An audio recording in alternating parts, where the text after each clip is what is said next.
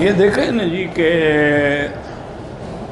جتنے باطل فرقے ہیں نا جی، میں نے یہ بات ابھی بیان کی، انہوں نے فوراً ایک ساتھ جھوٹ بھی بنا لیا ہے، انا للہ و انا الیہ راجعون، کہ حضور نے جب حضرت بلال سے کہا کہ اذان دو تو اذان ہوگی، تو انہوں نے کہا حضور اب میں نماز منہ کس طرف کر کے پڑھوں؟ تو آپ نے کہا میری طرف منہ کر کے پڑھو، یعنی میں تمہارا کعبہ ہوں۔ انا للہ و انا، حضور ساری زندگی کدھر منہ کر کے نماز پڑھتے رہے؟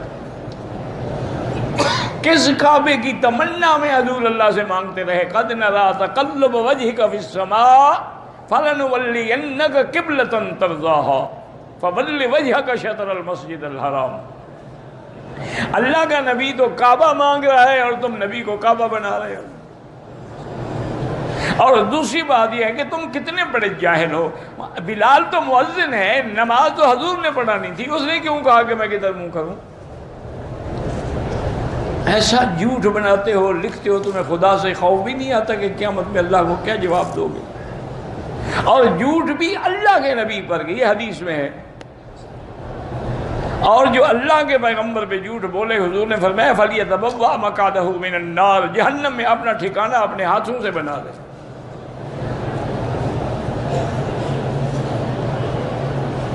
سفر میں ہمارے پاس وقت ہو تو ہم پوری نماز پڑھ سکتے ہیں، بھی افضل یہی ہے کہ قصر پڑھے کہ اللہ نے رعایت دی ہے، رعایت سے فائدہ اٹھاؤ۔ باقی اگر کوئی پوری پڑھ لے گا نماز تو انشاءاللہ ہو جائے گی۔ کہتے جی کہ عملیات والے جو ہیں، جو بندش کا توڑ کرتے ہیں، یہ جو توڑ کرتے ہیں یا جوڑ کرتے ہیں یا موڑ کرتے ہیں، ان کو میں نہ مانتا ہوں نہ جانتا ہوں، نہ مجھ سے پوچھا کرو کیا توڑ کرتے ہیں؟ کیا تم بندھے ہوئے ہو زنجیروں میں وہ توڑ دیتے ہیں؟ ماں کا نام کیوں پوچھتے؟ جو پوچھتے ہیں ان سے پوچھو۔ اللہ کے بندے، ایک اصول یاد رکھو، علماء نے ایک قاعدہ لکھا ہے کہ جو عملیات والے یا تعویذ والے تم سے ماں کا نام پوچھیں، سمجھ جاؤ گے یہ کوئی غلط عمل کر رہے ہیں۔ اللہ کہتا ہے باپ کے نام سے پکارو، کہتے ہیں ماں کا نام بتاؤ۔ میرے خیال میں انہی جھوٹے لوگوں سے متاثر ہو کر یورپ والوں نے قانون بنا لیا ہے، پاسپورٹ میں ماں کا نام لکھا جاتا ہے۔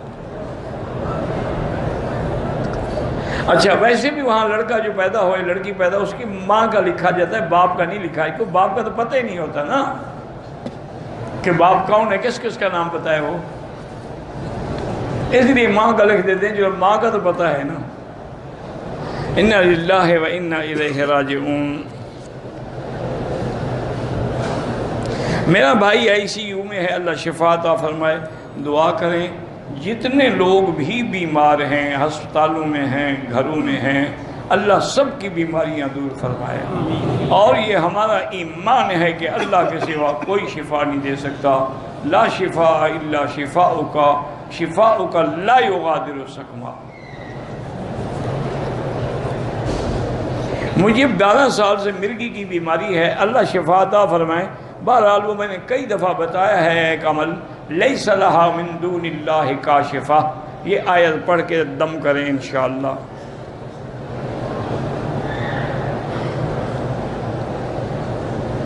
ہم 4 بھائی ہیں، ہم نے مل کر ایک جائیداد خریدی، لیکن احتیاطاً ہم نے اپنے والدین کے نام کر دی۔ بعض مجبوریاں ہوتی ہیں نا، ملازم ہوتے ہیں، قانونی مجبوریاں، تو ان میں ہماری بہنوں کا حصہ ہوگا؟ بالکل نہیں۔ تمہاری بہنیں تمہاری باپ کی جائیداد میں حصے دار ہیں، ماں کی جائیداد میں حصے دار ہیں، یہ تم نے بنائی ہے، اس میں ان کا کیا تعلق ہے؟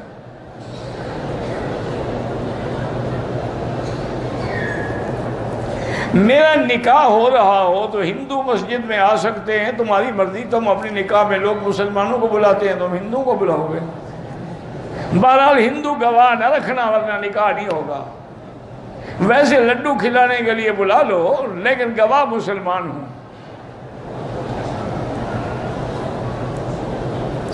لال اور پیلے رنگ کے کپڑے پہنتے ہیں، بہرحال لال رنگ کے کپڑوں سے تو حضور نے منع فرمایا ہے کہ خالص سرخ نہ ہو، سرخ دھاریاں ہوں یا سرخ سپید ہو تو وہ جائز ہے۔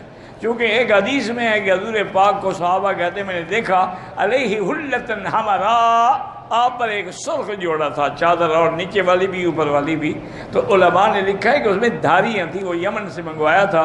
تو صحابی کہتے ہیں آپ اتنے خوبصورت لگ رہے تھے، 14ویں کی رات تھی اور اتنا خوبصورت آپ نے لباس پہنا ہوا تھا، تو میں چاند کو دیکھتا، کبھی حضور کو دیکھتا، واللہ خدا کی قسم ہے چاند میرے مدنی کے مکھڑے کے سامنے کچھ بھی نہیں تھا۔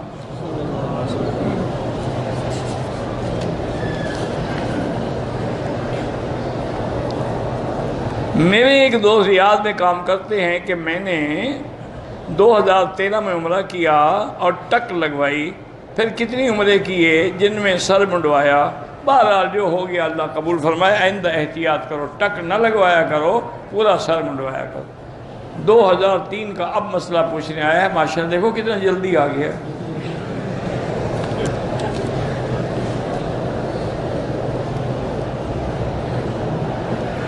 کہتے ہیں کہ اگر پہلا بچہ ابھی چھوٹا ہے اور ماں نوکری بھی کرتی ہے اور دوسرا حمل ٹھہر جائے تو اس کو ضائع کرا سکتے ہیں؟ بالکل نہیں کرا سکتے، حرام ہے۔ جو بچہ دیتا ہے حفاظت بھی وہی کرے، جب تک انشاءاللہ وہ بچہ ہو گیا، پہلا بڑا ہو جائے گا، نرسری میں داخل کرا دیا کرو،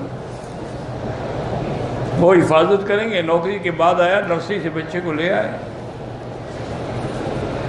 یہ کون سا مشکل ہے؟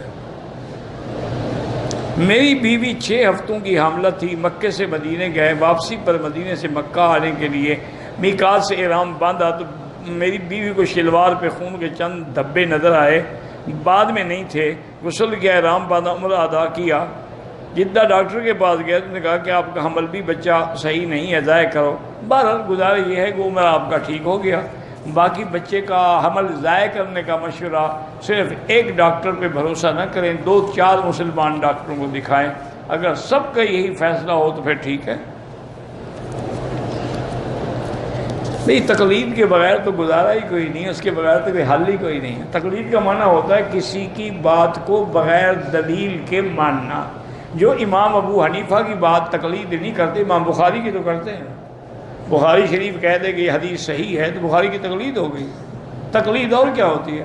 کبھی امام بخاری سے دلیل مانگی، انہوں نے کہ حدیث کو صحیح آپ نے کیوں کہا ہے؟ تو تقلید کے بغیر تو میرا بھائی کوئی حل ہی نہیں ہے۔ وہ تو پھر وہی ہوگا جو اقبال نے کہا تھا، چون صلاتے بے امام۔ تقلید نہ ہو تو پھر یہی حال ہوگا جیسے نماز ہو اور امام نہ ہو، تو کوئی رکوع میں ہوگا، کوئی سجدے میں پڑا ہوگا۔ یہ تقلید ہی تو ہے کہ سب ایک جگہ کھڑے ہیں۔ میری بیوی کو بھولنے کا مرض، اچھی بات ہے، ہر چیز بھول جاتی ہے، تم بچے ہوئے ہو تو خامخواہ علاج کرا کے کیوں اس کو اس کا حافظہ ٹھیک کرتے ہو؟ پھر تم سے ایک ایک چیز کا حساب لے گی نا۔ بہرحال اللہ کے ہاتھ میں ہے، اللہ کا نام ہے یا قوی یا متین، ہاتھ رکھ کے پڑھا کریں۔ عورت اور مرد کی نماز میں فرق ہے کہ نہیں ہے؟ لیکن آپ پہلے مجھے یہ بتائیں کہ آپ کے نزدیک عورت اور مرد میں فرق ہے یا نہیں ہے؟ اگر نہیں ہے پھر نماز میں بھی نہیں ہے، اور اگر مرد اور عورت میں فرق ہے تو نماز میں بھی فرق ہے۔ مرد امام بن سکتا ہے، عورت نہیں بن سکتی۔ مرد کے لیے اول صف افضل ہے، عورت کے لیے آخر صف افضل ہے۔ عورت کے لیے زمین سے بدن ملا کے سجدہ کرنا افضل ہے، ویسے کرے تو ہو جائے گا، لیکن افضل یہ ہے کہ یضمہما، اپنے بدن کو زمین کے ساتھ ملا دے۔ میرے بیٹے کی طبیعت خراب ہے، اللہ شفا دے۔ میری کپڑے کی دکان ہے، سامان بھی ہے، لیکن خسارہ ہوتا ہے، استغفار پڑھا کرو میرا بھائی، ہماری گناہوں کی وجہ سے نقصان ہوتا ہے۔ آج کل تو پوری دنیا میں خسارہ چل رہا ہے، آج کل تو پوری دنیا کی مارکیٹیں بند ہیں، مل بند ہیں، کارخانے بند ہیں، فیکٹریاں بند ہیں، لوگ بیچ بیچ کے جان چھڑا رہے ہیں کہ نوکروں کو تنخواہ کہاں سے دیں۔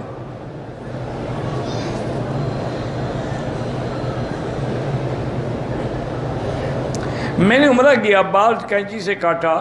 بہرحال اگر بال کٹے ہیں سارے سر کے، چاہے تھوڑے تھوڑے کٹے ہوں، پھر کوئی دم نہیں۔ اگر کٹے ہی نہیں، صرف ٹک لگے ہیں، تو پھر دم ہے۔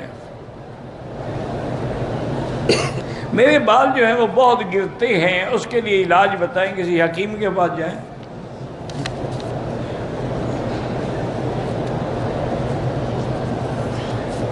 بھئی آپ میرے لیے دعا کرتے ہیں، بس یہ دعا کی، آپ کی دعا کی وجہ سے ہی مقبولیت ہوتی ہے۔